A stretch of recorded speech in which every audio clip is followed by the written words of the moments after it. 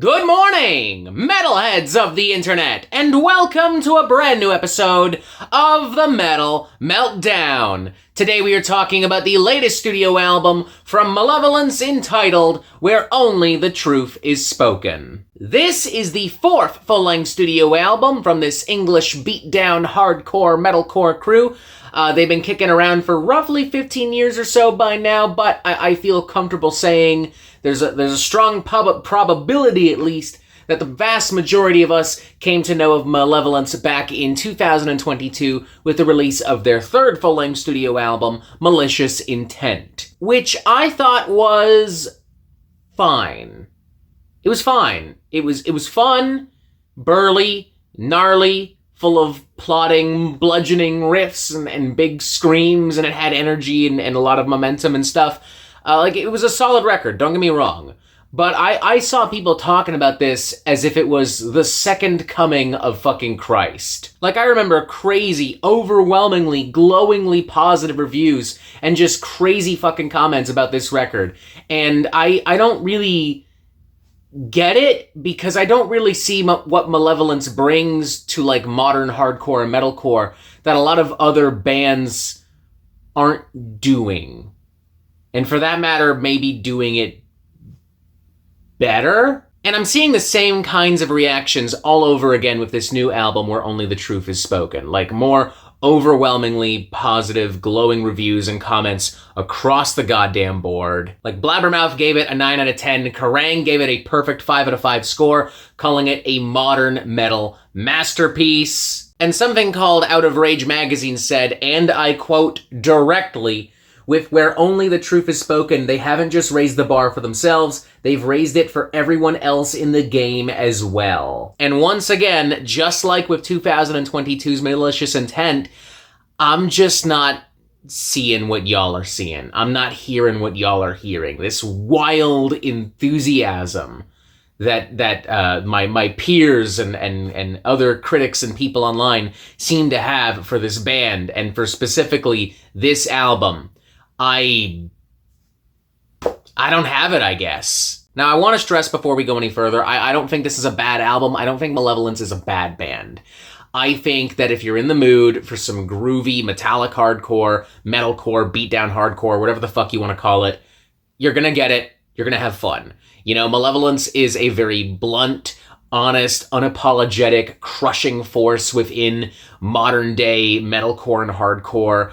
And their records are undeniably pretty well produced, and there are enough little twists and turns where I'm okay, I can fuck with this for a bit, But if you're walking into this after reading all of these reviews and seeing all of these comments, and you're expecting this mind-bending, life-changing, one-of-a-kind force in modern metal, punk, hardcore music, you're not gonna fucking get it, and you may find yourself being disappointed and really underwhelmed. And on that note, let's officially kickstart this album with some positives, because it maybe is starting to sound like I am dogging on this record.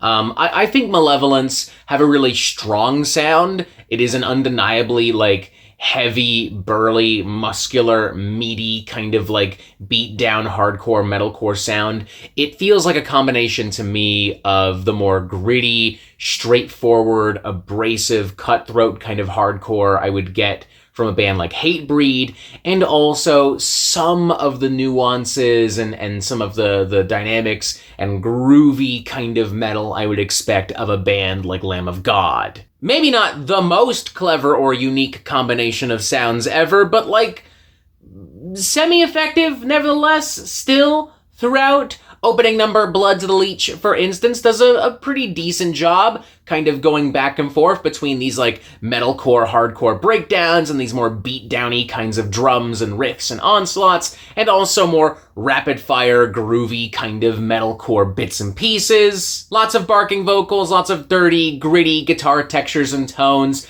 Not mind-blowing, not revolutionary, but a solid start to the album. Then there's Trenches, which does a pretty decent job at building some more mood and tension and atmosphere with some different kinds of tones and noises kind of lingering over everything, and these very slow, mid-pace kind of crushing sections and this rumbling, slimy bass. And then right after that, you have If It's All the Same to You, which I would say leans pretty far into that kind of like Lamb of God vibe. At times, it kind of does feel like something I would hear on like a more recent kind of Lamb of God release. Like, it has a pretty strong chorus, these little southern fried melodic licks and textures all kind of throughout, some nuanced groovy riffage too. Perhaps not so coincidentally, the song In Spite also goes out of its way to include Randy Blythe of Lamb of God fame on guest vocals. And you know what? I'm actually fine with that because, as per usual, he sounds great. I've always liked Randy. He has this very, like, deep signature kind of growl that he does a great job at, like, stretching over grooves and breakdowns, and it just sounds and feels really fucking cool and satisfying, and this is no exception. Like, hearing him over top of these, like, pummeling, bludgeoning kind of hardcore riffs and grooves, it's great. It works. I dig it. I do think at a certain point, though, the album starts to feel derivative of itself. It starts to feel a little bit run-of-the-mill. It starts to feel like I'm hearing a lot of the same progressions and riffs and hooks and like tones and textures over and over and over again. I'm not really seeing a lot of flexibility or variety. And as a result of that, some of these songs just fall flat for me, you know? I just find myself being, frankly, maybe a little, like just a little itty bit bored. Like, if you put songs like So Help Me God and Imperfect Picture and Counterfeit on like a playlist and hit shuffle and asked me like, which one's this one? Which one's that one? I'm not sure I'd be able to give you an answer, man. They all kind of bleed together, and there aren't enough standout moments in each cut for me to be like, oh yeah, there's definitely that one. Ah. I do get some of the variety that I'm looking for in the closing number with Dirt From My Grave. You do have a decent mix here of like groovy riffs, thrashy riffs, punky riffs, beat down, breakdown kind of sections, and like a big flashy guitar solo and these more moody, tense kind of moments as well. But by this point, it's just a little bit too late. We are very literally at the very end of the album. The only truly unique, truly standout moment on the record I can really think of, like a song I would genuinely recommend to people that want to check out Malevolence, would be a cut like Salt the Wound.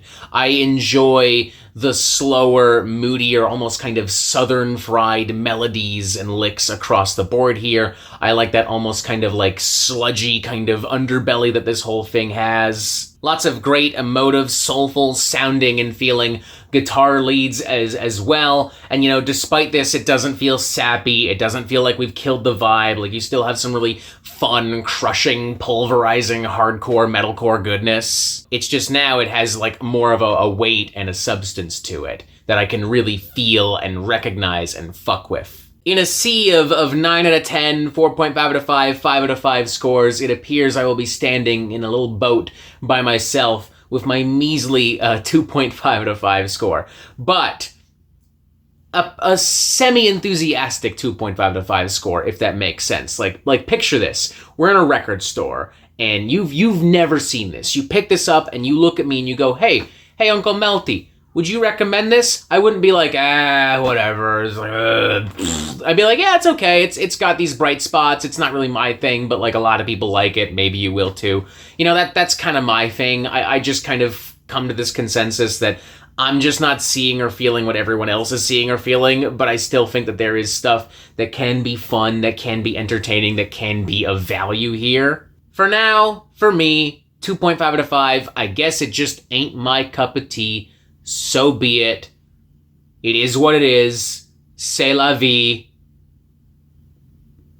That's it. I got nothing else to say. We're done, I guess. And that is it for the Metal Meltdown. I am not an expert, nor do I claim to be, contrary to very popular belief. So what do you think? Do you like this record? Do you not like this record? And what do you want to hear from me next? And thank you for watching. Make sure you press subscribe right here so you get updates on the Metal Meltdown fucking immediately. Boom, look, even more videos. Join us on Discord, and as always, you have yourself a fantastic fucking day.